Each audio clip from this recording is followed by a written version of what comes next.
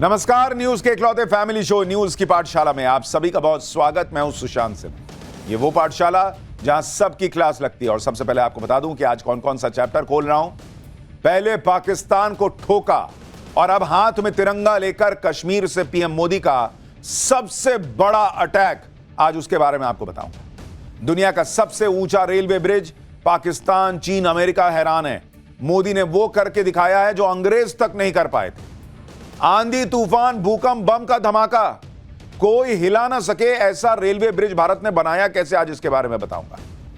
पाक पीएम शहबाज का वो एक्शन जो बता रहा है कि पाकिस्तान ने भी मान लिया है कि पीओके तो मोदी ही लेने वाले हैं। इसके अलावा 2.5 लाख करोड़ और मोदी का मेगा प्लान, मिडिल क्लास और इकोनॉमी दोनों कैसे बम बम हो जाएंगे, आज आपको बताऊंगा।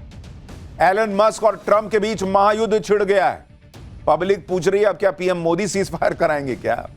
डोनाल्ड ट्रंप को एलन मस्क ने जो जख्म दिए उस पर मोदी के नए भारत ने कैसे नमक छिड़क दिया, आज ये भी बताऊंगा। अमेरिका में ट्रंप के खिलाफ सबसे बड़ी बगावत, ट्रंप की कुर्सी जानी तय हो रही है क्या। मोदी भारत की इकोनॉमी को रॉकेट बना रहे हैं। बकरीद के पहले पाकिस्तान गटर में क्यों फंस गया, आज ये भी दिखाऊंगा। पाकिस्तान की वो गटर वाली बेइज्जती जिसने पिछले सारी बेइज्जती का रिकॉर्ड तोड़ दिया, उसका चैप्टर भी है। और बकरीद के पहले यूपी से दिल्ली तक क्या बड़ा एक्शन हो गया है, इसका चैप्टर भी खोलूंगा। लेकिन पहले दिन भर की बड़ी खबरों का रिवीजन कर लेते हैं, फिर खोलते हैं पहला चैप्टर।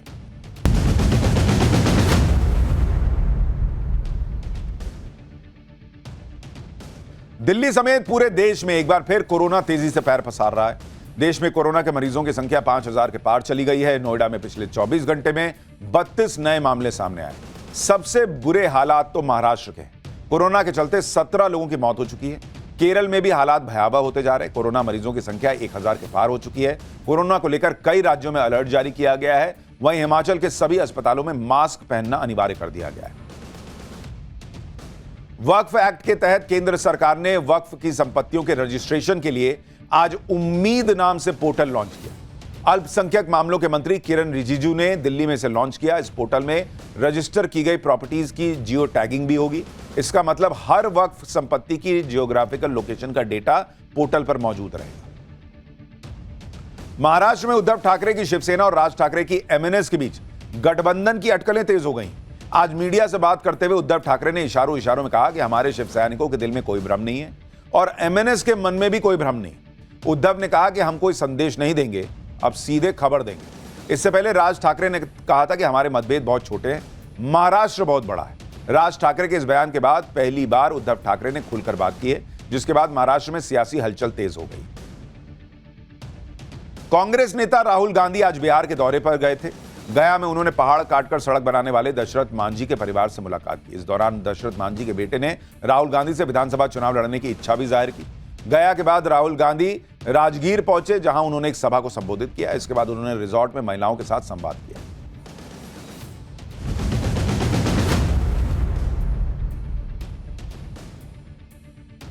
तो ये हो गया दिन भर का रिवीजन ऑफ पाठशाला की पहली क्लास। पहले पाकिस्तान को ठोका, अब हाथ में तिरंगा लेकर कश्मीर से पीएम मोदी ने कौन सा बड़ा अटैक किया है। दुनिया का सबसे ऊंचा रेलवे ब्रिज, पाक, चीन, अमेरिका सब हैरान। मोदी ने वो किया जो अंग्रेज तक न कर पाए। आंधी, तूफान, भूकंप, बम का धमाका, कोई इस ब्रिज को हिला क्यों नहीं पाएगा, आज इसके बारे में बताऊंगा। पाक पीएम शहबाज का वो एक्शन जो बता रहा कि पाकिस्तान ने भी मान लिया है कि पीओके मोदी लेने वाले हैं। और 2.5 लाख करोड़ और मोदी का मेगा प्लान, मिडिल क्लास और इकोनॉमी दोनों कैसे बम बम होंगे, ये भिखारी पाकिस्तान को भी आज चैप्टर देखना चाहिए। आज इसी से शुरुआत कर रहा हूं। नरेंद्र मोदी ने आज वो काम करके दिखाया है जो काम भारत की आजादी के बाद से कोई नहीं कर पाया। आजादी के बाद के 75 साल तो छोड़िए, नरेंद्र मोदी ने वो काम कर दिया जो काम अंग्रेज तक नहीं कर पाए। आप ये तस्वीरें देखिए बॉस, ये आज हर भारतीय को गर्व से भर देने वाली तस्वीरें हैं। अंग्रेजों ने हमारे यहां बड़े बड़े पुल बनाए, रेल लाइंस बिछाई, लेकिन वो अंग्रेज भी कश्मीर को रेल से कनेक्ट नहीं कर पाए थे। उनके बूते की भी बात नहीं थी। लेकिन नरेंद्र मोदी ने कश्मीर को रेल से कनेक्ट करके दिखा दिया।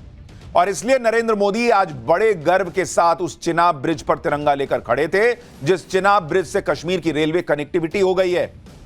यह दुनिया का, बहुत ध्यान से सुनिए, यह दुनिया का सबसे बड़ा रेलवे ब्रिज है, जहां तिरंगा लेकर नरेंद्र मोदी की चहलकदमी की सबसे पावरफुल तस्वीर आई है। और यह भी ध्यान रखिए कि यह ब्रिज पाकिस्तान बॉर्डर से मात्र 60-65 किलोमीटर ही दूर है। यानी जिस कश्मीर में पाकिस्तान आतंक फैलाना चाहता था, वहां आज तिरंगा फहराकर नरेंद्र मोदी ने दुनिया को दिखाया है कि कश्मीर कैसे विकास की सीढ़ियां चढ़ रहा है। पाकिस्तान को बताया कि तुमको ठोकेंगे भी और भारत का विकास भी करेंगे। इस तस्वीर को गौर से देखिए। जिस तरह से आज नरेंद्र मोदी ने चिनाब ब्रिज पर तिरंगे को थामा हुआ था, जिस तरह से वो उसे लेकर आगे बढ़ रहे थे, उनकी बॉडी लैंग्वेज में एक अलग जोश दिख रहा था। क्योंकि नरेंद्र मोदी के अंदर यह सपना जो रहा है कि कश्मीर को पूरे भारत की जो मुख्य धारा है उससे जोड़ना है, वैसा ही विकास करना है, आज वो कॉन्फिडेंस उनका जो है वो बाहर तक दिख रहा था। दुनिया के सबसे ऊंचे रेलवे आर्च ब्रिज पर खड़े होकर आज प्रधानमंत्री मोदी ने एक साथ दुनिया को, चीन, पाकिस्तान को, विपक्ष, सबको तगड़ा संदेश दे दिया।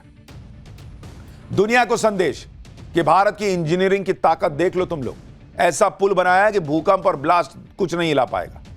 चीन को संदेश, कंस्ट्रक्शन में भारत तगड़ी टक्कर दे सकता है, भारत ऐसी जगह भी पुल बना सकता है जहां कोई कल्पना तक नहीं कर सकता। पाकिस्तान को संदेश, पहलगाम जैसे हमले न कश्मीर के विकास को रोक पाएंगे न टूरिज्म को। ट्रेन में बैठ बैठकर भारत ही नहीं दुनिया भर के टूरिस्ट कश्मीर आएंगे।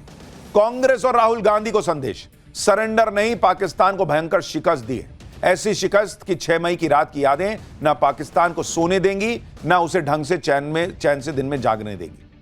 अमेरिका को संदेश, हाथ में तिरंगा लेकर नरेंद्र मोदी ने अमेरिका को भी समझा दिया कि कश्मीर भारत का अभिन्न हिस्सा है और भारत उस पर न पाकिस्तान से कोई बात करेगा न अमेरिका के बीच में आने का कोई मतलब है। भारत बात करेगा तो पीओके पे करेगा। यानी नरेंद्र मोदी की एक तस्वीर और आप देखिए कितने मैसेज हैं इसमें। नरेंद्र मोदी के इन सारे संदेश को आज पाठशाला में विस्तार से बताऊंगा। पहले आप ये देखिए कि कश्मीर में आज पीएम मोदी ने वो कर दिया जिसका सपना देखते देखते जम्मू कश्मीर की पीढ़ियां गुजर गईं, उस सपने को आज नरेंद्र मोदी ने हकीकत बना दिया। साल 1989 में डोगरा शासक महाराजा प्रताप सिंह ने कश्मीर घाटी तक रेलवे लाइन का सपना देखा था। उन्होंने अंग्रेज इंजीनियर्स को इसके लिए रिपोर्ट बनाने के लिए भी कहा था, लेकिन यह काम अंग्रेजों से हो ना सका, इतना दुर्गम इलाका है। फिर आजाद भारत में भी कश्मीर घाटी में पहाड़ों को चीरकर रेलवे लाइन बिछाने का यह सपना 78 साल बाद आज नरेंद्र मोदी के हाथों पूरा हुआ। आजादी के 78 साल बाद कश्मीर टू कन्याकुमारी की रेल कनेक्टिविटी का सपना नरेंद्र मोदी ने पूरा करके दिखाया। यह बात तो पीएम मोदी भी कहते रहे कि जो काम दशकों से अटके पड़े हैं उन काम को पूरा करने का सौभाग्य उन्हें मिलता है। यही नरेंद्र मोदी के काम करने का स्टाइल है। जिस प्रोजेक्ट का वो शिलान्यास करते हैं उसका उद्घाटन भी करते हैं, और कुछ प्रोजेक्ट जो बरसों से अटके थे उन्हें भी पूरा करने की जिम्मेदारी उठाते और पूरा करके दिखाते हैं। नरेंद्र मोदी ने आज जिस चिनाब ब्रिज का उद्घाटन किया उसकी क्या खासियत है, चिनाब का पुल देखकर चीन और पाकिस्तान के होश कैसे उड़े हुए हैं, पीएम मोदी ने कैसे चीन पर एक नई स्ट्राइक की है, यह सब आपको बताऊंगा। कश्मीर को किस तरह से प्रधानमंत्री नरेंद्र मोदी ने बदल दिया है, आप उसे इस तरह से भी समझिए कि 10 साल पहले तक कश्मीर की पहचान क्या होती थी? पत्थरबाजी। आए दिन वहां पर पथराव होते थे, पत्थरबाजी की तस्वीरें कश्मीर से आया करती थी। लेकिन आज कश्मीर में पत्थर नहीं चलते, वहां बड़े बड़े ब्रिज बन रहे हैं। आज कश्मीर को नरेंद्र मोदी ने कहां लाकर खड़ा कर दिया, आप देखिए। आज कश्मीर की पहचान क्या है? दुनिया का सबसे बड़ा रेलवे ब्रिज। पहले पहचान क्या थी? अरे पत्थर चलते हैं वहां, तो कौन जाएगा कश्मीर। यह हुआ है बदलाव 10 साल में। पत्थर चलाने की प्रथा खत्म हुई और पत्थरों पर पत्थर को रख रख कर उस पर चढ़कर विकास की नई ऊंचाइयां छूने का काम हुआ है। कश्मीर का ऐसा जबरदस्त विकास देखकर तो पाकिस्तान के होश उड़े हुए हैं। आज नरेंद्र मोदी ने कश्मीर को 46,000 करोड़ की परियोजनाओं की सौगात दी। 46,000 करोड़ रुपए सुनकर ही पाकिस्तान और पीओके में रहने वाले लोग सकते में होंगे, क्योंकि इधर नरेंद्र मोदी कश्मीर में विकास के लिए भयंकर बजट पंप कर रहे हैं, उधर आज ही खबर आई है कि पाकिस्तान ने पीओके के बजट पर कैंची चला दी है। पाकिस्तान के पास सिर्फ आतंकियों को बांटने के लिए पैसे हैं, लेकिन पीओके के विकास के लिए उसके पास पैसा नहीं है। पीओके के लोग अभी आज यही सोच रहे होंगे कि पीएम मोदी जल्द से जल्द पीओके ले लें तो अच्छा है, वहां भी कश्मीर जैसा विकास हो जाए। इसके बारे में विस्तार से आगे बताऊंगा। लेकिन आप देखिए, पाकिस्तान ने भी मान लिया है कि भाई पीओके ज्यादा दिन तो रहेगा नहीं, तो विकास करके क्या फायदा, वहां बजट काट दो। और यहां नरेंद्र मोदी कश्मीर के लिए 46,000 करोड़ की योजनाएं ला रहे हैं। जितना तो पाकिस्तान को भीख मिलने जा रही है पूरा देश चलाने के लिए, उतना अकेले नरेंद्र मोदी कश्मीर को दे रहे हैं कि लो और बनाते हैं कश्मीर को शानदार। आज आपको यह भी बताऊंगा कि भारत तो बड़े बड़े पुल बना रहा है, कंगाल पाकिस्तान क्यों गटर के ढक्कन चुरा रहा है। लेकिन पहले आप देखिए कि आज पीएम मोदी ने कश्मीर में क्या किया, कश्मीर को कौन कौन सी सौगात दी। पीएम मोदी ने आज उधमपुर एयरपोर्ट स्टेशन पर पहले वो गए, वहां से वो चॉपर के जरिए चिनाब ब्रिज पर पहुंचे। चिनाब ब्रिज का उद्घाटन करने के बाद उन्होंने अंजी ब्रिज का उद्घाटन किया। इन ब्रिज के उद्घाटन से कटरा से श्रीनगर के बीच ट्रेन कनेक्टिविटी अब संभव हो पाएगी और ट्रेन के जरिए कश्मीर भारत से जुड़ जाएगा। इसके बाद पीएम मोदी ने कटरा से श्रीनगर के लिए वंदे भारत ट्रेन को हरी झंडी दिखाई। इस प्रोजेक्ट के बारे में बात करते हुए पीएम मोदी ने बताया कि ऐसे लोग जो कभी अपने गांव से बाहर नहीं गए, जिन्होंने सिर्फ तस्वीर में ट्रेन को देखा है, आज वो साक्षात ट्रेन को अपने सामने देख रहे हैं। इस मौके पर जम्मू कश्मीर के मुख्यमंत्री उमर अब्दुल्ला भी मौजूद रहे। उन्होंने कहा कि जिसका सपना वो बचपन से देख रहे थे, वो सपना आज पूरा हुआ है। जो काम अंग्रेज नहीं कर पाए, वो नरेंद्र मोदी ने किया है। ये उमर अब्दुल्ला कह रहे हैं। इंडी वालों को आज नींद नहीं आएगी, सुनिए। के ख्वाब बहुत लोगों ने देखे, यहां तक कि कश्मीर को बाकी मुल्क के साथ जोड़ने का ख्वाब अंग्रेजों ने भी देखा था, लेकिन वो पूरा कर नहीं पाए। उनका ख्वाब था कि उरी झेलम के किनारे जो है वो रेल लाके कश्मीर को बाकी मुल्क के साथ जोड़ें, लेकिन आज जो अंग्रेज पूरा नहीं कर पाए वो आपके हाथों पूरा हुआ और जम्मू कश्मीर की वादी को बाकी मुल्क के साथ जोड़ दिया गया। अब आप ये समझिए कि आज जो रेल लाइन शुरू हुई है उससे कैसे कश्मीर तक पहुंचना आसान हो जाएगा। अब कश्मीर तक जाने के लिए सिर्फ सड़क या फ्लाइट पर निर्भर नहीं रहना पड़ेगा। कश्मीर तक जाने के लिए अब मौसम का मोहताज नहीं होना पड़ेगा। बर्फबारी के सीजन में कश्मीर देश के दूसरे हिस्सों से कट जाता था। इसके अलावा सड़क के रास्ते जम्मू से कश्मीर जाने के लिए 6 से 7 घंटे का वक्त लगता है। ट्रेन से कटरा से श्रीनगर का सफर मात्र 3 घंटे में पूरा हो जाएगा। वंदे भारत का किराया चेयर कार के लिए मात्र 715 रुपए रखा गया है। एग्जीक्यूटिव कैटेगरी के लिए 1320 रुपए होगा। कश्मीर तक वंदे भारत ट्रेन हफ्ते में 6 दिन चलेगी। 2 वंदे भारत ट्रेन इस रेल लाइन पर रोजाना 4 चक्कर लगाएगी। आप सोचिए कितनी शानदार कनेक्टिविटी हो जाएगी। और ये वो वंदे भारत है जो हर मौसम में चलेगी। यानी अब पूरे देश से कश्मीर की ऑल वेदर कनेक्टिविटी हो गई, जिसमें चिनाब ब्रिज मील का पत्थर है, जिसकी चर्चा पूरी दुनिया में हो रही है। क्योंकि अब जब भी यह सवाल आएगा कि दुनिया का सबसे ऊंचा रेलवे ब्रिज कौन सा है, तो उसका जवाब होगा चिनाब रेलवे ब्रिज, जो कश्मीर में।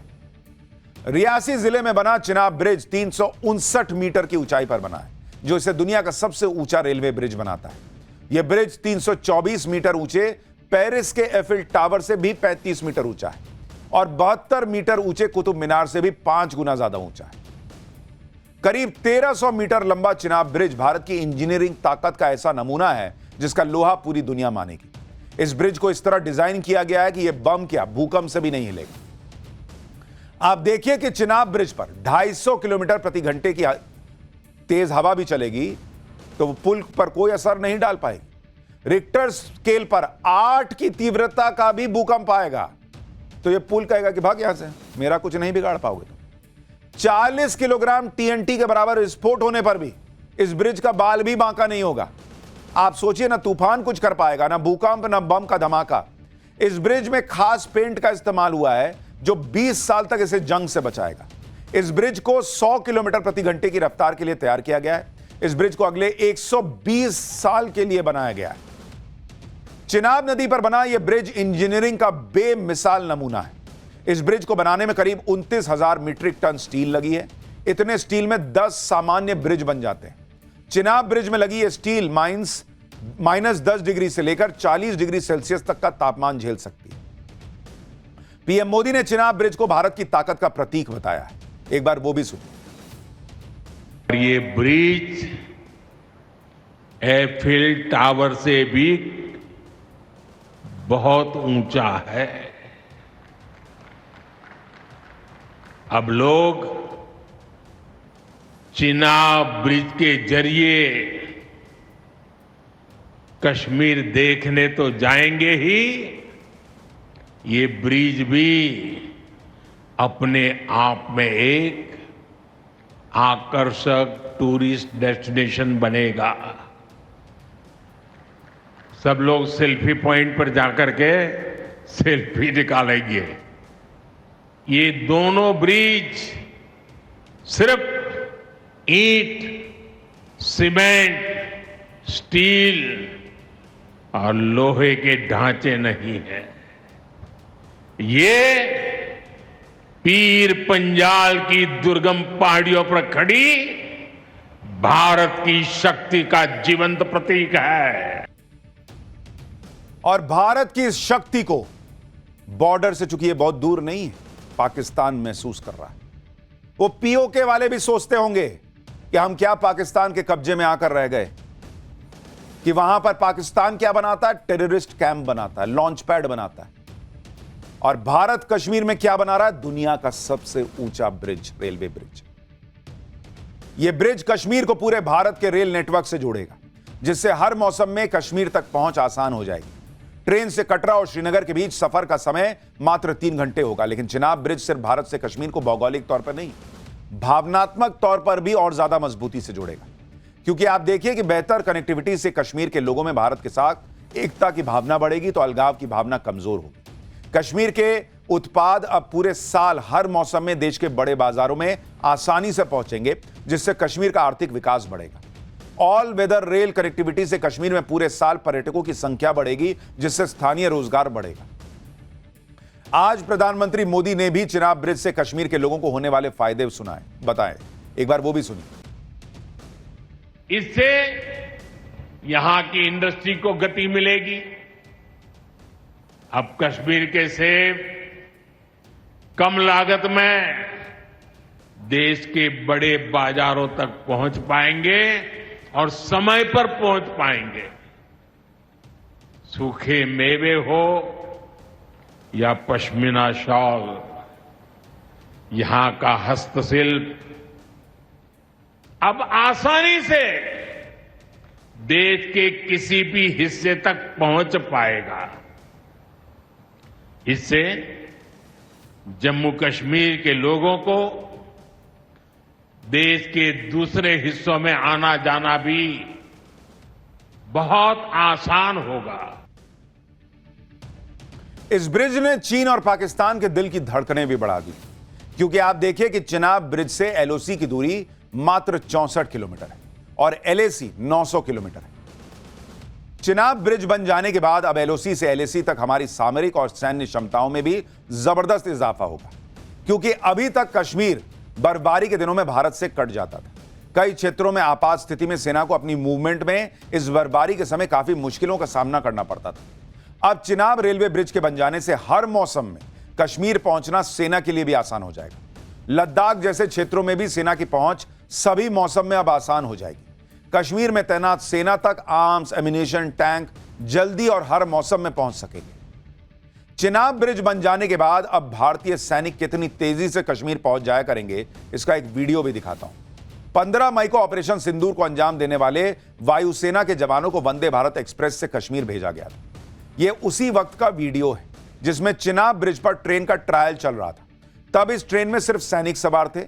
सुबह 10 बजे कटरा से ट्रेन चली थी और श्रीनगर तक श्रीनगर तक गई और शाम 6 बजे वापस कटरा आ गई। यानी 8 घंटे में जाना आना सब हो गया था। पाकिस्तान में तो लगातार चिनाब ब्रिज को लेकर खतरे वाली खबरें भी छपती भी रहती हैं, क्योंकि इस ब्रिज की लोकेशन ऐसी है कि पाकिस्तान के लिए अब कश्मीर में आतंकवादी घुसपैठ करवाना भी मुश्किल हो जाएगा। चिनाब पुल बनने से कश्मीर के पीर पंजाल के क्षेत्र की सुरक्षा आसान हो जाएगी। इसी क्षेत्र से पाकिस्तान आतंकियों को कश्मीर घाटी में भेजता है। पहलगाम हमले के बाद भी पीर पंजाल से जुड़ी बैसरन घाटी के जंगलों में आतंकी छिप गए थे। आज नरेंद्र मोदी ने भी कहा कि चिनाब ब्रिज पीर पंजाल की पहाड़ियों पर भारत की ताकत का प्रतीक है और इस बात से पाकिस्तान जबरदस्त टेंशन में है। यानी पाकिस्तान को टेंशन होनी शुरू हो गई और होनी बनती भी है, क्योंकि पाकिस्तान कभी नहीं चाहता था कि कश्मीर भारत से कनेक्ट हो, लेकिन मोदी ने पाकिस्तान के मंसूबे पर पानी फेर दिया। आपको चिनाब ब्रिज के निर्माण की टाइमलाइन भी बताता हूं। करगिल युद्ध के बाद साल 2003 में तब की वाजपेयी सरकार ने चिनाब ब्रिज बनाने का फैसला किया। तब इसको बनाने की डेडलाइन रखी गई थी कि 2009 तक इसको बना लेंगे भाई। यूपीए सरकार के दौरान चिनाब ब्रिज पर कोई खास काम नहीं हुआ। साल 2014 से पीएम नरेंद्र मोदी ने चिनाब ब्रिज के निर्माण की खुद निगरानी की और जरूरी फंड मंजूर किए।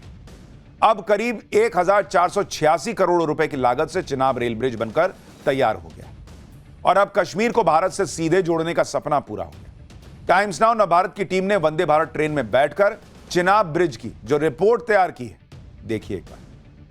ये देखिए कश्मीर की वादियों में हम इस वक्त आप देखिए चिनाब ब्रिज पर हम पहुंच चुके हैं जो नदी के तल से 359 मीटर ऊंचा है और ये पेरिस के आईफिल टावर से भी ऊंचा है। और ऐसे में आप ये देखिए खूबसूरत नजारा इस वक्त आपको चिनाब ब्रिज से हम आपको दिखा रहे हैं कि किस तरह से इस वक्त कश्मीर की जो वादियां है वो आपको देखने को मिल रही होगी और नीचे खूबसूरत आप देखिए किस तरह से पहाड़ आपको नजर आ रहे होंगे। और ये देखिए ये चिनाब ब्रिज आपको हम दिखा रहे हैं। इस वक्त हम चिनाब ब्रिज के ठीक ऊपर मौजूद हैं और यही आप देखिए कितना शानदार नजारा दिखता है इस चिनाब ब्रिज। और सोचिए ये तो ऑल वेदर है, जब वहां बर्फ जमी होगी तब इस ट्रेन से जाने में और कितना शानदार मजा आएगा। चिनाब ब्रिज भारत की इंजीनियरिंग का भी कमाल है जिसे देखकर पूरी दुनिया हैरान। लेकिन चीन को बड़ी परेशानी हो रही है। नवंबर 2024 में ऐसी खबरें सामने आई थी कि चीन चिनाब ब्रिज की जासूसी करवा रहा है और इसकी वजह भी बताता हूं। आप देखिए कि चीन के गुइजो में बने नाजीहे रेलवे ब्रिज को पछाड़कर चिनाब ब्रिज अब दुनिया का सबसे ऊंचा रेलवे ब्रिज बन गया है। चीन के नाजीहे ब्रिज की ऊंचाई 301 मीटर है और चिनाब ब्रिज चीन के इस नाजीहे ब्रिज से भी 58 मीटर और ज्यादा ऊंचा है।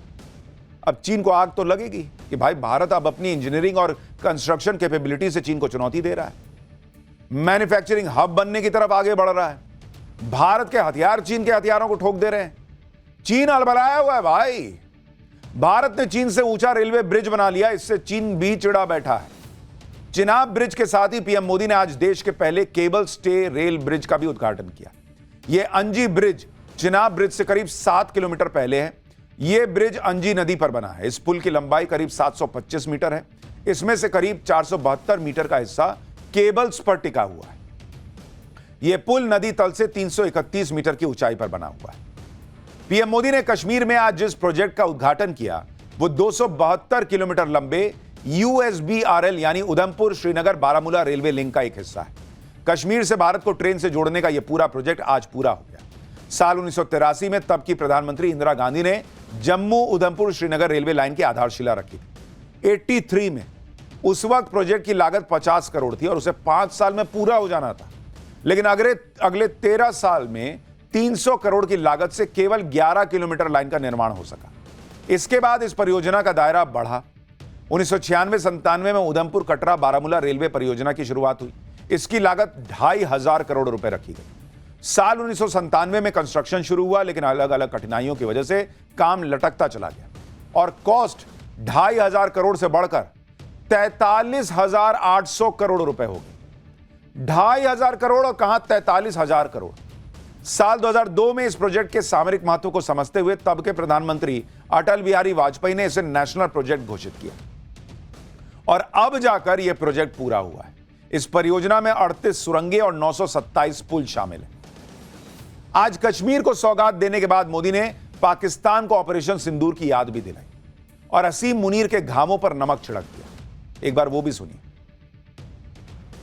ठीक 1 महीने पहले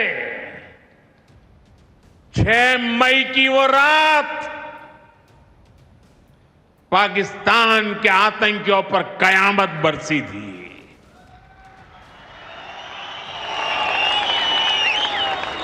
अब पाकिस्तान कभी भी ऑपरेशन सिंदूर का नाम सुनेगा तो उसे अपनी शर्मनाक शिकस्त याद आएगी। पाकिस्तानी फौज और आतंकियों ने कभी सोचा नहीं था कि भारत पाकिस्तान में सैकड़ों किलोमीटर अंदर जाकर के आतंकवादियों पर इस तरह वार करेगा। प्रधानमंत्री मोदी ने कश्मीर की जमीन से पाकिस्तान की जमकर क्लास लगाई। मोदी ने कहा कि पहलगाम अटैक के जरिए पाकिस्तान का इरादा भारत में सांप्रदायिक दंगे भड़काना था। पाकिस्तान कश्मीर के लोगों की रोजी रोटी छीनना चाहता था। इस दौरान पीएम मोदी ने पहलगाम में आतंकियों से भिड़ने वाले आदिल का भी जिक्र किया और एक बड़ी बात कह दी। सुनिए, प्रधानमंत्री का यह बयान बड़ा इंपॉर्टेंट है। आतंकियों को चुनौती देने वाला नौजवान आदिल, वो भी तो वहां मेहनत मजदूरी करने गया था, लेकिन अपने परिवार की देखरेख कर सके इसलिए मेहनत कर रहा था। आतंकियों ने उस आदिल को भी मार दिया। साथियों, पाकिस्तान की साजिश के खिलाफ जिस प्रकार जम्मू कश्मीर के लोग उठ खड़े हुए हैं, जम्मू कश्मीर के अवाम ने इस बार जो ताकत दिखाई है, ये सिर्फ पाकिस्तान नहीं, दुनिया भर की आतंकवादी मानसिकता को जम्मू कश्मीर के लोगों ने कड़ा संदेश दिया है। आज तिरंगा लहराते मोदी की तस्वीर के साथ एक और तस्वीर की भी चर्चा हो रही है, जिसमें पीएम मोदी श्रीनगर के लाल चौक पर तिरंगा फहरा रहे हैं। यह 33 साल पुरानी तस्वीर है, जब आतंकवादियों के खौफ से लाल चौक पर तिरंगा फहराने की कोई सोच भी नहीं सकता था। तब नरेंद्र मोदी ना तो प्रधानमंत्री थे और ना ही मुख्यमंत्री थे, लेकिन तब भी लाल चौक पर तिरंगा फहरा कर आए थे। और आज पीएम मोदी ने तिरंगे को हवा में लहराया, उसी कश्मीर में लहराया, और उसका भी साफ संदेश है कि अब भारत हर आतंकी घटना का घर में घुसकर बदला लेगा। प्रधानमंत्री नरेंद्र मोदी पूरी दुनिया को भारत की ताकत का एहसास करवा रहे हैं, लेकिन राहुल गांधी को इसका जरा सा एहसास नहीं है। वो अभी भी अपनी क्या बोलूं, किस टाइप की पॉलिटिक्स उनकी क्या ही बोलूं, और ऑपरेशन सिंदूर की सफलता पर सवाल उठाने से अभी भी पीछे नहीं हट रहे भाई। राहुल गांधी ने एक बार फिर नरेंद्र मोदी पर सरेंडर करने का आरोप लगाया। मतलब दुनिया कहीं चली जाए, राहुल गांधी पहले अडानी अंबानी करते थे, अब नरेंद्र सरेंडर का गाना गा रहे हैं। सुनिए। ट्रंप साहब ने 11 बार बोला है, 11 बार, कि मैंने नरेंद्र मोदी को सरेंडर करवा दिया। 11 बार बोला है पब्लिक में। नरेंद्र मोदी जी चू नहीं कर पा रहे हैं। नरेंद्र मोदी ये नहीं बोल पा रहे हैं कि ये जो ट्रंप है ये झूठ बोल रहा है, क्योंकि वो सच्चाई है। और मुझे मालूम था कि जिस दिन हमने थोड़ा सा दबाव डाल दिया, उस दिन एकदम सरेंडर कर जाएंगे। नरेंद्र मोदी ने तो अभी सामने आकर यह भी नहीं बोला कि राहुल गांधी झूठ बोल रहे हैं, लेकिन देश को दिख रहा है ना कि आप झूठ बोल रहे हैं। बार बार कहानी सुना रहे हैं कि ट्रंप ने 11 बार बोला मोदी सरेंडर कर दो, या नरेंद्र मोदी ने सरेंडर किया 11 बार। सरेंडर वर्ड तो बोला ही नहीं है डोनाल्ड ट्रंप ने। भाई कौन झूठ बोल रहा है, कौन सच बोल रहा है, पब्लिक को पता है। उसके लिए नरेंद्र मोदी को आकर बोलने की जरूरत नहीं है। आप कितना झूठ बोल रहे हैं ये भी पब्लिक को पता है। राहुल गांधी और कांग्रेस की अपनी पॉलिटिक्स चल रही है, लेकिन नरेंद्र मोदी के खिलाफ इनका एजेंडा हर बार फेल हो जाता है। यही कांग्रेस G7 को लेकर कई दिनों से बड़ा हंगामा काट रही थी कि अरे नरेंद्र मोदी की विदेश नीति फेल हो गई, कूटनीति फेल हो गई, नरेंद्र मोदी को तो G7 का न्योता नहीं आया। लेकिन ये लोग इतनी हड़बड़ी में रहते हैं ना, इसीलिए इनका जो है वो गड़बड़ होता है। बड़ी खबर आ गई है, नरेंद्र मोदी को G7 समिट में शामिल होने का न्योता आ चुका है, और कनाडा के पीएम ने खुद फोन करके नरेंद्र मोदी को बुलाया कि अरे सर आप नहीं आएंगे तो काम चलेगा, आइए ना। इस तरह का माहौल था। कनाडा में G7 समिट में शामिल होंगे नरेंद्र मोदी। कनाडा में कुछ दिनों में G7 समिट होना है, भारत वहां नहीं बुलाया गया, इसको लेकर कांग्रेस हंगामा कर रही थी।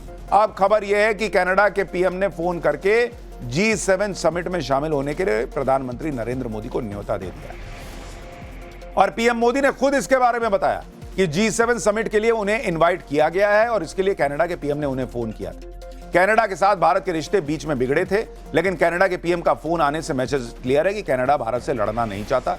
कनाडा को भी समझ है कि भारत से भिड़ने में उसी का नुकसान है।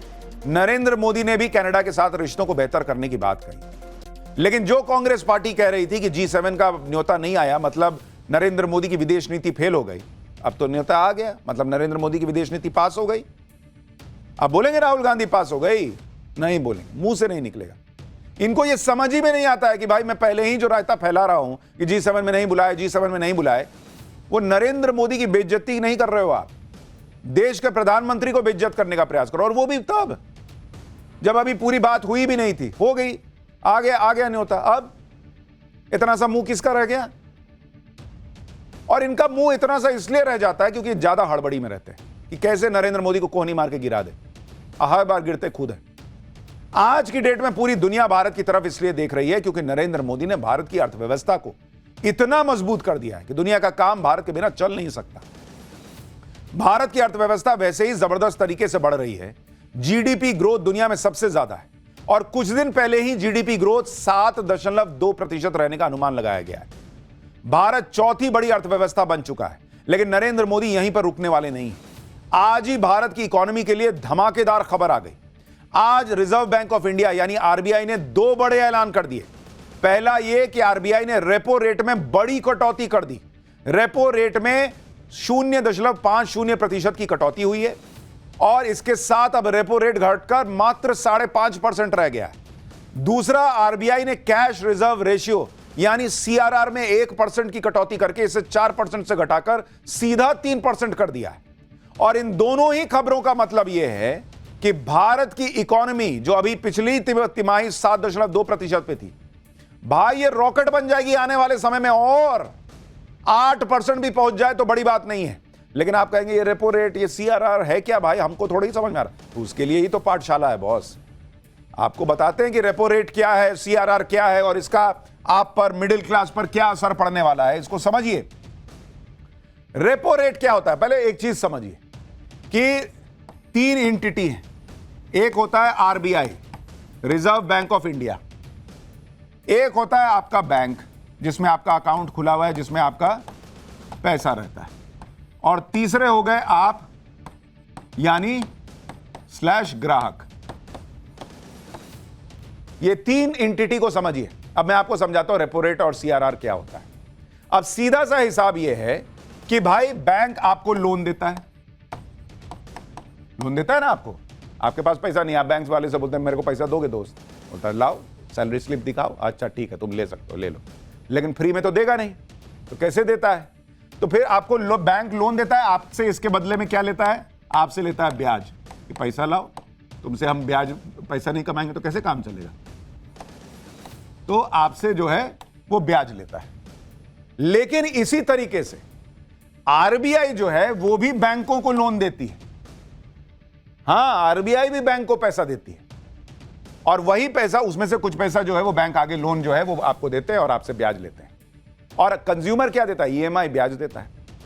अब आरबीआई जिस रेट पर बैंक को पैसा देती है, ये जो पैसा दिया, जिस रेट पर दिया, इसको कहते हैं रेपो रेट। इसको समझिए। तो बैंक, जैसे आप ग्राहक हैं वैसे ही आरबीआई के लिए बैंक ग्राहक है। तो आरबीआई ने बैंक को पैसा दिया, उसको कहते हैं रेपो रेट। और इसी रेपो रेट को आरबीआई ने कम कर दिया, घटा के कितना कर दिया रेपो रेट को? 5.5%, 5.5%। यानी अगर आरबीआई बैंक को 100 रुपया दे रहा था तो पहले ले रहा था कितना? 6 रुपया ले रहा था कि भाई 100 रुपया में 6 रुपया मुझे दो इंटरेस्ट के तौर पे। अब वो कह रहा है कि भाई 5.5 रुपया ही दो, 50 पैसा तुम्हारा छोड़ दिया हमने। अब बैंक का 50 पैसा बढ़ गया, उसके पास बच गया। अब उसके पास पैसा बचा तो इसका मतलब वो ज्यादा लोन बांट पाएगा क्योंकि उसके पास पैसा देने के लिए है। दूसरा, भाई उसका पैसा बच रहा है तो वो आपका होम लोन, आपका पर्सनल लोन,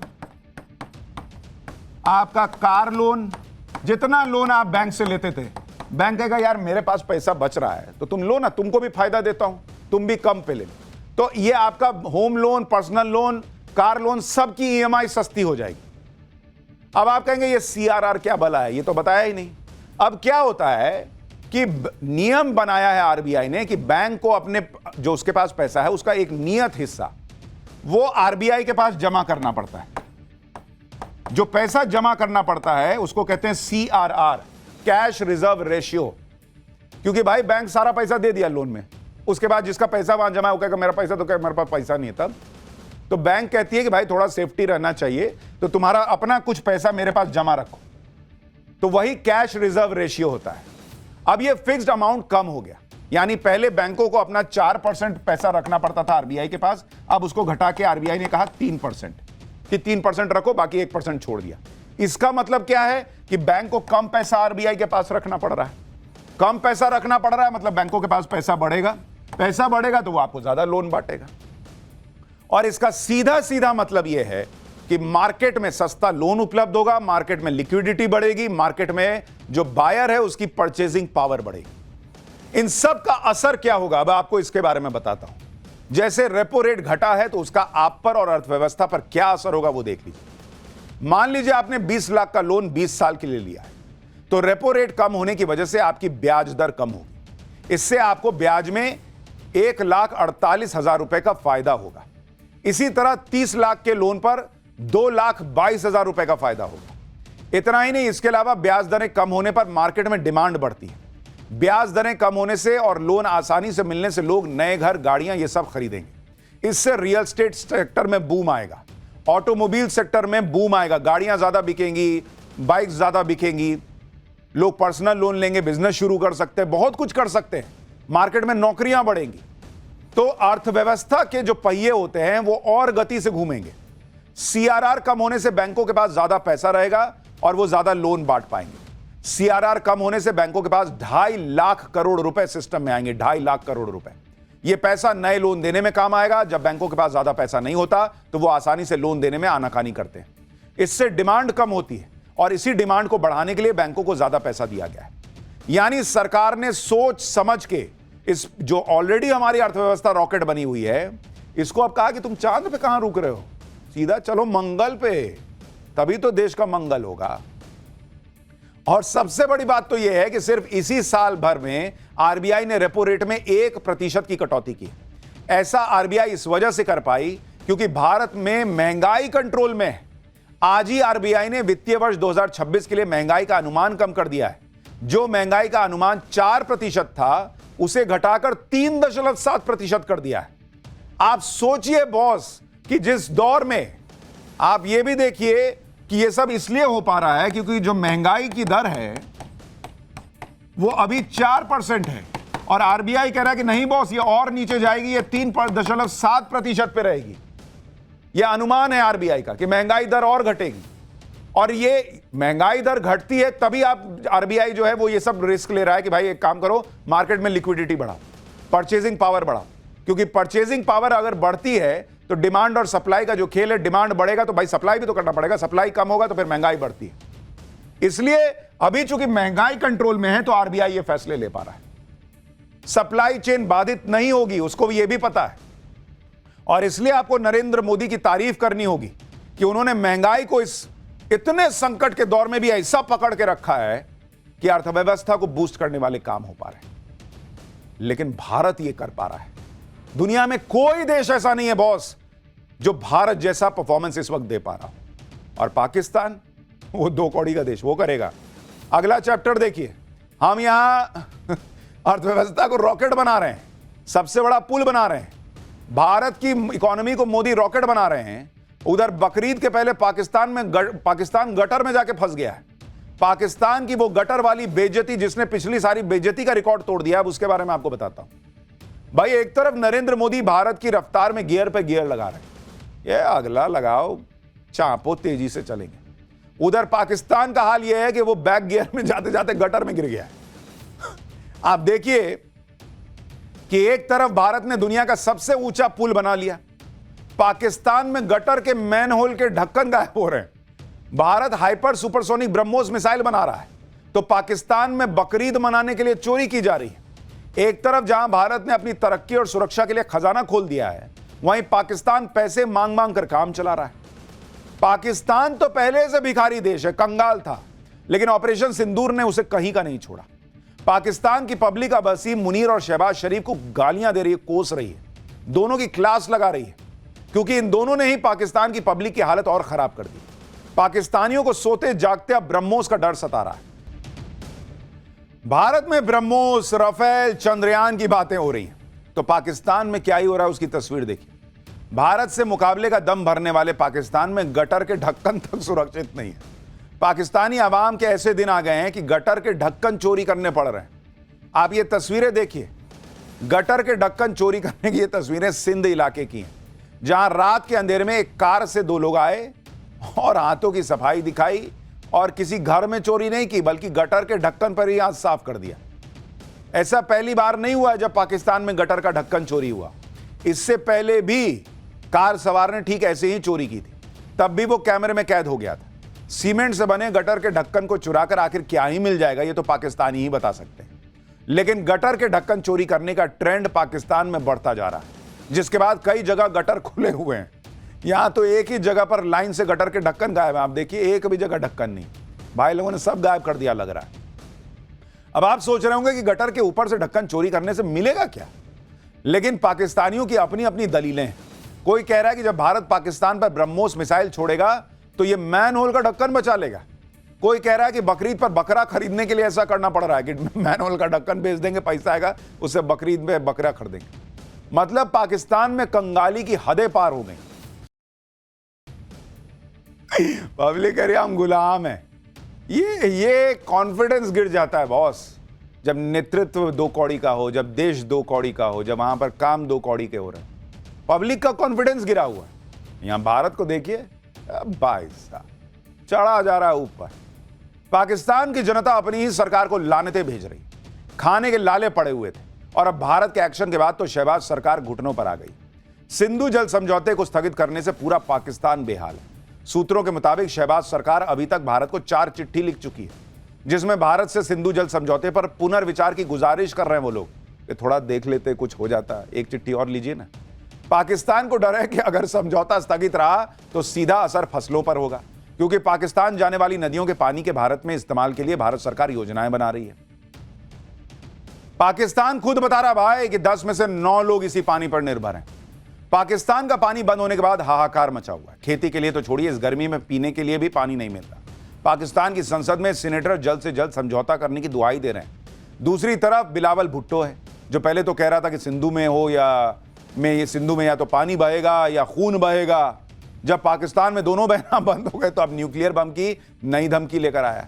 अमेरिका में एक कार्यक्रम में बिलावल भुट्टो ने कहा कि पहले जल युद्ध का एक सिद्धांत हुआ करता था, लेकिन भारत पाकिस्तान की जल आपूर्ति बंद करके पहले परमाणु जल युद्ध की नींव रख रहा है। यानी ये भाई फिर परमाणु युद्ध की बात कर रहा है। बिलावल भुट्टो की गीदड़ भपकी में उनका डर भी साफ दिखाई देता है। आप देखिए कि शहबाज सरकार ऑपरेशन सिंदूर के बाद इतनी डरी हुई है कि सेना के बजट को बढ़ाने पर फोकस कर रही, और इसके लिए सभी जरूरी सेक्टर के बजट को घटा रही। पाकिस्तान ने अपना रक्षा बजट तो 18% बढ़ा दिया, लेकिन पाक सरकार 118 योजनाओं को रद्द करने की योजना बना रही। इन योजनाओं को बंद करने से 10 अरब पाकिस्तानी रुपए बचेंगे। पाकिस्तान के लिए पैसा बचाना इसलिए जरूरी है ताकि वो टैक्स से होने वाली इनकम वहां पर जो लगातार घटती जा रही है, और पाकिस्तान में टैक्स से जीडीपी का रेशियो 2018 में 13% के मुकाबले घटकर 2023 में मात्र 9% के करीब रह गया था। भाई पब्लिक कमा ही नहीं रही, टैक्स कहां से देगी। पाकिस्तान कंगाली के इस कगार तक पहुंच चुका है कि अब तो पाकिस्तान ने पीओके के बजट में भी कटौती कर दी। पीओके के बजट में 16% की कटौती की गई। अब पीओके का बजट 75 अरब से घटकर 63 अरब पाकिस्तानी रुपए रह गया है। बजट में कटौती से सबसे ज्यादा असर पीओके में पानी, बिजली और सड़क की योजनाओं पर पड़ेगा। शायद शहबाज शरीफ मानते हैं और जानते हैं कि पीओके जल्द भारत में मिल जाएगा, इसलिए सोच रहे वहां विकास क्या करना, फिर उधर मोदी जी कर ही लेंगे। एक तरफ पीओके है, दूसरी तरफ बलूचिस्तान। पाकिस्तान ने अपने पैर पर ऐसी कुल्हाड़ी मारी है कि पीओके के बाद अब बलूचिस्तान भी पाकिस्तान के हाथ से छूटता दिख रहा है। बलूचिस्तान में एक बार फिर बड़ा हमला हुआ है। आईडी धमाके में सेना की गाड़ी को निशाना बनाया गया था। बताया जा रहा है कि विस्फोट में पाकिस्तानी सेना के 10 जवानों की मौत हो गई है। इस हमले की जिम्मेदारी अभी किसी ने ली नहीं है, लेकिन इसके पीछे बलूच लिबरेशन आर्मी का हाथ माना जा रहा है। तो एक तरफ पाकिस्तान अपने बचे खुचे दिन गिन रहा है, दूसरी तरफ नरेंद्र मोदी की लीडरशिप में भारत धूम मचा रहा है, और एक तरफ ट्रंप जैसे उन लोगों का हाल भी देख लीजिए जो दुनिया के फूफा बने घूम रहे थे, लेकिन उनके घर में ही ऐसी आग लग गई है कि लोग कह रहे हैं कि अब नरेंद्र मोदी ही इस आग को बुझा पाएंगे क्या। और इसी से जुड़ा हमारा अगला चैप्टर, एलन मस्क और ट्रंप के बीच महायुद्ध हो गया है। अब पीएम मोदी सीज फायर कराएंगे क्या ट्रंप का। डोनाल्ड ट्रंप को एलन मस्क ने जो जख्म दिए उस पर मोदी के नए भारत ने कैसे नमक रगड़ दिया है और छिड़क दिया है, आज ये भी दिखाऊंगा। अमेरिका में ट्रंप के खिलाफ सबसे बड़ी बगावत, क्या ट्रंप की कुर्सी भी जाएगी क्या, अब इसका चैप्टर खोल रहा हूं। इस वक्त अमेरिका में डोनाल्ड ट्रंप को लेकर जबरदस्त बवाल मचा हुआ है। कभी ट्रंप के बेस्ट बडी रहे एलन मस्क ने बगावत कर दी। एलन मस्क ने डोनाल्ड ट्रंप का कच्चा चिट्ठा खोलना शुरू कर दिया है। इससे ट्रंप सख्ते में आ गए हैं, क्योंकि अगर ट्रंप के राज खुल गए तो अमेरिका में उनकी कुर्सी भी जा सकती है। ट्रंप और मस्क के बीच जिस तरह से महायुद्ध टाइप मामला चल रहा है, उसमें कुछ लोग अब मजे ले रहे हैं। कह रहे हैं कि ट्रंप बड़ा कहते थे कि मैंने पाकिस्तान और भारत के बीच सीज फायर करवा दिया है, अब लोग पूछ रहे हैं कि ट्रंप और मस्क के बीच जो युद्ध चल रहा है, नरेंद्र मोदी इससे सीज फायर करवाएं क्या? लोग ट्रंप का मजाक बना रहे हैं। ट्रंप आए दिन कहते रहते थे कि भारत पाकिस्तान का युद्ध रुकवा दिया, सीज फायर उन्होंने करवाया है, लेकिन ट्रंप क्या किसी का युद्ध रुकवाएंगे? उनसे अपना घर नहीं संभल रहा भाई, वो अपनी कुर्सी ही बचा ले, बहुत बड़ी बात होगी। क्योंकि एलन मस्क ने उनकी कुर्सी के खिलाफ बगावत कर दी है, जंग छेड़ दी है। एलन मस्क तो खुलेआम कह रहे हैं कि वो ना होते तो डोनाल्ड ट्रंप चुनाव हार जाते, और यह बात दुनिया भी मानती है कि मस्क ने ट्रंप को अमेरिकी राष्ट्रपति बनवाने में कितनी मदद की थी। लेकिन अब यही एलन मस्क डोनाल्ड ट्रंप को फूटी आंख भी देखना नहीं चाहते। ट्रंप और मस्क के बीच खुलेआम इतनी भयंकर लड़ाई चल रही है कि एलन मस्क ने इस बात का सपोर्ट कर दिया कि डोनाल्ड ट्रंप पर महाभियोग चलाकर उन्हें अमेरिकी राष्ट्रपति की कुर्सी से हटा देना चाहिए और डोनाल्ड ट्रंप की जगह पर अमेरिका के उपराष्ट्रपति जेडी वेंस को नया राष्ट्रपति बना देना चाहिए। सोचिए क्या हालत हो गई है दोनों के बीच। डोनाल्ड ट्रंप का नाम सुनते ही आजकल एलन मस्क का खून खौलने लगता है। जो डोनाल्ड ट्रंप दुनिया भर को धमकाते रहते हैं, उन्हें अब शेर का सवा शेर मिल गया है। मस्क ने तो उल्टे ट्रंप को धमका दिया है कि वो ट्रंप का कच्चा चिट्ठा खोल देंगे। एलन मस्क ने इसकी शुरुआत भी कर दी है। एलन मस्क ने डोनाल्ड ट्रंप की जवानी के दिनों के विवादित वीडियो डालने शुरू कर दिए हैं ट्विटर पर। यह डोनाल्ड ट्रंप का 1992 का वीडियो है और यह वीडियो जिस पार्टी का है, वो पार्टी अमेरिका के एक बहुत ही बदनाम इंसान जेफरी एप्स्टीन ने दी थी। जेफरी एप्स्टीन अमेरिका के सबसे बड़े सेक्स कांड का गुनहगार था, जिसमें सैकड़ों नाबालिग लड़कियों को शिकार बनाया गया था। जेफरी एप्स्टीन के पास बेशुमार दौलत थी, उसका अपना प्राइवेट आइलैंड था। इस आइलैंड में वो नाबालिग लड़कियों का यौन शोषण करता था और करवाता था। अमेरिका में इस कांड के खुलासे के बाद जेफरी एप्स्टीन को 2019 में अरेस्ट किया गया था और 2019 में ही जेफरी एप्स्टीन ने जेल में आत्महत्या कर ली थी। जेफरी एप्स्टीन के अमेरिका और दुनिया भर में बड़े बड़े लोग दोस्त थे, जो जेफरी एप्स्टीन के प्राइवेट आइलैंड में पार्टी करने जाते थे, जहां नाबालिग लड़कियों को जेफरी एप्स्टीन लाता था। जेफरी एप्स्टीन के इस कांड का जब खुलासा हुआ तो उसके दोस्तों में अमेरिका के पूर्व राष्ट्रपति बिल क्लिंटन से लेकर माइकल जैक्सन और दूसरे बड़े लोगों के नाम सामने आए। डोनाल्ड ट्रंप की भी जेफरी एप्स्टीन से दोस्ती थी और अब एलन मस्क का दावा है कि एप्स्टीन फाइल्स में ट्रंप का भी नाम था, इसलिए एप्स्टीन फाइल्स को सार्वजनिक नहीं किया गया। जिस दिन यह फाइल सार्वजनिक हो जाएगी, उस दिन डोनाल्ड ट्रंप का कच्चा चिट्ठा खुल जाएगा। यानी एलन मस्क इशारा कर रहे हैं कि डोनाल्ड ट्रंप भी, वो एप्स्टीन वाला जो कांड था नाबालिग लड़कियों वाला, उसमें डोनाल्ड ट्रंप का भी नाम है भाई। इस तरह की खुली लड़ाई चल रही है, एकदम नंगाई पे आ गए दोनों भाई। ट्रंप का कच्चा चिट्ठा खोलने की धमकी देकर एलन मस्क ने साफ कर दिया है कि अगर वो ट्रंप को चुनाव जितवा सकते हैं तो ट्रंप की कुर्सी भी छीन सकते हैं। एलन मस्क ने जिस तरह से ट्रंप की पोल खोलनी शुरू कर दी है, उससे ट्रंप की अमेरिका में घनघोर बेइज्जती हो रही। ट्रंप भी इससे भयंकर चिढ़ गए। मस्क की बातों से चिढ़े ट्रंप ने यहां तक कह दिया कि मस्क पगला गए। ट्रंप ने धमकी दे दी कि वो मस्क की कंपनी के सरकारी कॉन्ट्रैक्ट छीन लेंगे। मस्क की कंपनी टेस्ला जो इलेक्ट्रिक गाड़ियां बनाती है, उसे सब्सिडी रोक देंगे। मस्क की एक और कंपनी स्पेस एक्स, जो स्पेस सेक्टर में काम करती है, स्पेस एक्स और स्टारलिंक के सरकारी कॉन्ट्रैक्ट डोनाल्ड ट्रंप खत्म कर देंगे। यानी डोनाल्ड ट्रंप एलन मस्क को धमकाने पर आ गए। एलन मस्क और डोनाल्ड ट्रंप अचानक क्यों इस तरह से लड़ने लगे, ये बहुत लोगों को समझ में नहीं आ रहा है, क्योंकि उन्होंने तो एलन मस्क और डोनाल्ड ट्रंप की जबरदस्त दोस्ती देखी थी कुछ दिन पहले तक। डोनाल्ड ट्रंप को चुनाव जितवाने में एलन मस्क ने दिन रात एक कर दिया था। फिर ट्रंप ने राष्ट्रपति बनने के बाद मस्क को मनचाहा काम भी दे दिया। मस्क को ट्रंप ने सरकार के उटपटांग खर्चों को कम करने का काम दिया। वो काम एलन मस्क ने 4 महीने किया भी। फिर अचानक एलन मस्क ने ट्रंप की टीम से विदाई ले ली। तब तक दोनों के बीच कुछ नहीं हुआ था, लेकिन जब मस्क ने देखा कि उन्होंने जो काम सरकारी खर्च को कम करने के लिए किया है, उस सारे काम पर डोनाल्ड ट्रंप ने एक बिल लाकर पानी फेर दिया। उसी पर ट्रंप और मस्क की लड़ाई शुरू हो गई, क्योंकि मस्क का मानना है कि डोनाल्ड ट्रंप खर्च बढ़ाने वाला जो बिल अमेरिका में ला रहे हैं, उससे तो अमेरिका दिवालिया हो जाएगा। ट्रंप जिस तरह से टैरिफ लगाने की बात कर रहे हैं, उससे अमेरिका में मंदी आ सकती है। डोनाल्ड ट्रंप और एलन मस्क की इस भयंकर लड़ाई के बीच अब नरेंद्र मोदी आ गए, क्योंकि आज ही भारत ने मस्क की कंपनी स्टारलिंक को भारत में लाइसेंस देने का फैसला कर दिया। स्टारलिंक को भारत के दूरसंचार मंत्रालय से जरूरी लाइसेंस मिल गया है। भारत में लाइसेंस मिलना स्टारलिंक के लिए एक बहुत बड़ी उपलब्धि है, क्योंकि भारत में इंटरनेट यूजर बेस दुनिया में सबसे ज्यादा है। एलन मस्क के स्टारलिंक को भारत का बहुत बड़ा इंटरनेट मार्केट मिल गया है। लाइसेंस मिलने के बाद स्टारलिंक को स्पेक्ट्रम की अलॉटमेंट होगी और फिर स्टारलिंक अपनी इंटरनेट सर्विस भारत में शुरू कर सकेगा। स्टारलिंक को लाइसेंस देकर, और वो भी ऐसे समय जब एलन मस्क डोनाल्ड ट्रंप को जख्म दे रहे हैं, नरेंद्र मोदी सरकार ने ट्रंप के जख्मों पर नमक छिड़क दिया है। स्टारलिंक को लाइसेंस देकर पीएम मोदी ने न सिर्फ डोनाल्ड ट्रंप के जख्मों पर नमक छिड़का बल्कि ट्रंप को कड़ा मैसेज भी दे दिया है, क्योंकि ट्रंप अमेरिका की कंपनियों को धमकी पर धमकी देते रह गए कि भारत में निवेश मत करो वरना टैरिफ लगा दूंगा। एप्पल को भारत में आईफोन बनाने पर ट्रंप ने धमकी दी थी कि अमेरिका में आईफोन बनाओ, लेकिन एप्पल ने ट्रंप की बात नहीं मानी।